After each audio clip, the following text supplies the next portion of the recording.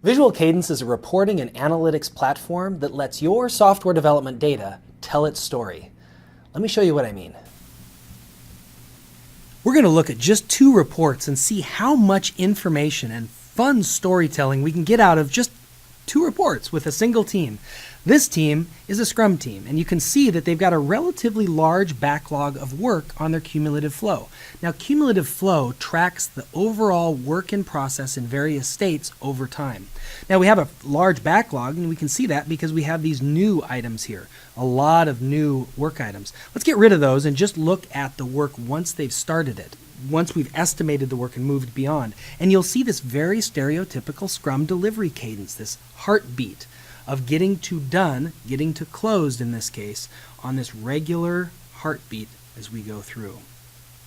Now, I want to take a look at another report that's going to show cycle time and lead time. And we define lead time as being from as soon as something hits this new state until it gets to the closed state. And we define cycle time as anything once work has begun until it's closed, so estimated to closed.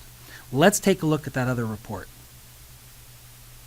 In this report, we're looking at their cycle time and lead time. And remember, anything on this report is only the things that have actually been closed, that are done. So if we take a look at it, we see that this team gets to done on this very, very regular cadence, much like a beginning Scrum team. But let's see what happens as they mature. After 6 or so sprints, we start to see this spreading out. Let me drill into this time frame here. And we can see that we're starting to spread out throughout this delivery process, not just at the end of the sprints, but inside of the sprint. So we're getting more things delivered inside of a sprint. This is a sign of a maturing Scrum team. Why? Because the developers are now swarming some of the smaller user stories so they can get them done and hand it off to a tester early in the delivery. Why does that matter? If you have people on your Scrum team who are predominantly testers, you don't want them overloaded right at the end of the sprint. You want to have a much more even flow of work, an even thing that they need to deliver over time. Let's go see if that's actually the case. And to do that, we're going to go back to the cumulative flow. Now, back at the cumulative flow, we can see whether or not those testers actually did get a balance to the amount of work they're doing over time.